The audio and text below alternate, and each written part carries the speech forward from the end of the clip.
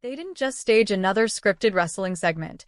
What happened on that night was nothing less than the murder of wrestling's very soul, and the worst part is that WWE not only allowed it but broadcasted it proudly to millions around the world, as if it were something fans should applaud. What Bronson Reed and Bron Breaker did to Brock Lesnar cannot be minimized as just another ambush or storyline twist. It was far worse. It was the televised execution of everything that still gave professional wrestling its credibility, its legitimacy, its reason to be respected by both fans and outsiders. It was not bravery, not competition, not entertainment. It was the most cowardly, gutless, disgraceful gang assault ever put on display, and millions of unsuspecting fans were subjected to watching their hero, the last warrior of authenticity, brutalized by two jealous, insecure pretenders who knew that the only way they could make an impact was by trying to butcher the one man whose shadow they could never escape. And here is the infuriating question every real fan should be asking themselves right now. How can WWE management, with a straight face, justify sitting back and orchestrating a setup where two corporate manufactured tough guys are allowed to dismantle the one legitimate combat athlete who gave this company credibility, and then expect us to cheer as though these frauds accomplished anything honorable? Because, make no mistake, what Reed and Breaker pulled off wasn't heroic. It was vile. It was desperate. It was nothing more than a pathetic spectacle of cowardice and jealousy, and it exposed the corruption that now fully infects WWE. Let's peel this back, because what the world saw wasn't just an assault on a man, it was the most sickening betrayal in wrestling history, and the setup behind it proves that WWE has abandoned everything that once made the sport meaningful in favor of political correctness, corporate marketing schemes, and short-term shock tactics. The night's disaster began right after Brock Lesnar, having just finished another grueling battle against John Cena, stood tall in victory. Once again, Brock had delivered a performance that reminded everyone exactly why he has always been the most legitimate figure in the business, the bridge between sports entertainment and actual combat sport. In every contest, Brock has always proven one thing beyond dispute, that when you put authentic athletic ability against contrived storylines and corporate push, authentic talent wins every single time. On that night, Brock should have been celebrated, cheered, honored. The Beast incarnate, still dominant after years of proving himself across both UFC and WWE, should have been basking in the glory of victory. But WWE had other ideas. They didn't want the spotlight on genuine excellence. They wanted to tear it down. And so, instead of letting fans witness greatness, they manufactured one of the most cowardly ambushes ever seen in wrestling. When the lights went out, it wasn't for dramatic flair.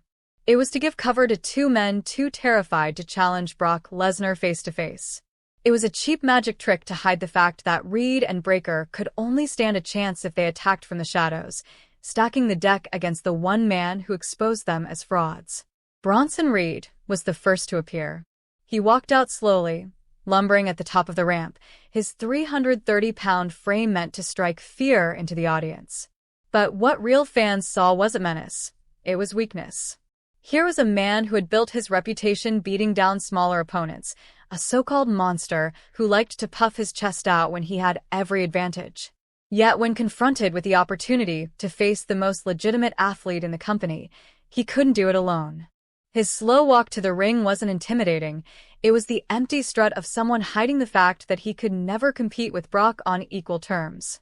For months, Reed had talked a big game about being a tsunami, about being an unstoppable destroyer, but when it came to proving it against someone who actually mattered, he crumbled and took the coward's path, relying on backup. Any real wrestling fan should have been disgusted.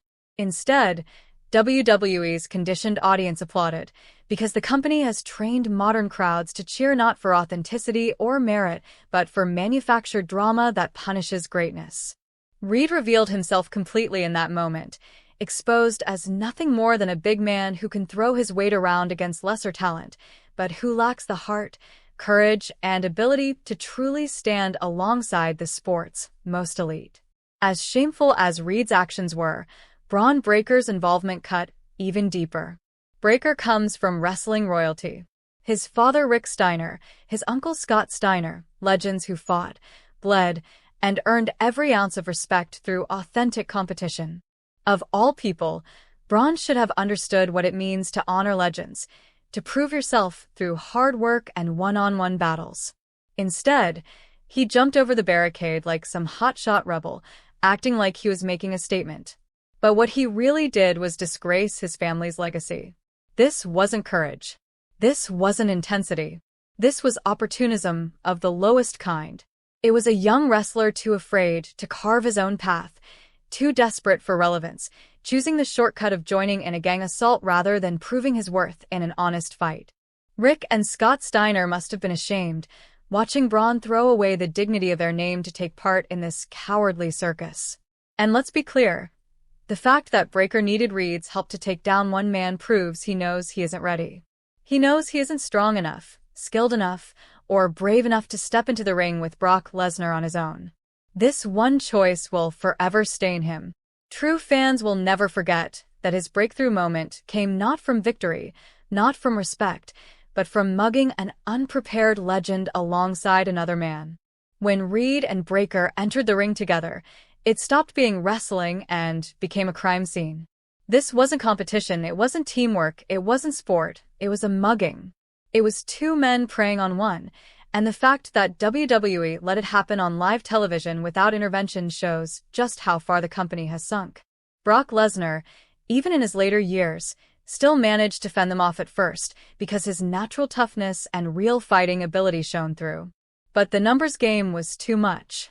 They coordinated their assault in ways that would be illegal in any real combat sport. And WWE not only allowed it, they showcased it, glorified it, and packaged it as entertainment. Real wrestling fans watching knew immediately that something sacred was being destroyed in front of their eyes. Then came the so-called big moment, Bron Breaker's spear. WWE framed it as the passing of the torch, the defining strike of a new star. But anyone with common sense could see the truth. It was pathetic. It wasn't a show of dominance or athletic prowess. It was Reed holding Brock in place like a training dummy so that Breaker could look impressive. A real spear requires timing, instinct, and the ability to overcome resistance. Breaker's required nothing because his opponent had already been immobilized. Yet Breaker and his supporters acted like he had just conquered a titan. In reality, he proved he couldn't even land a signature move without help. For a wrestler who wants to be seen as a main event player, that's embarrassing beyond measure. Equally shameful.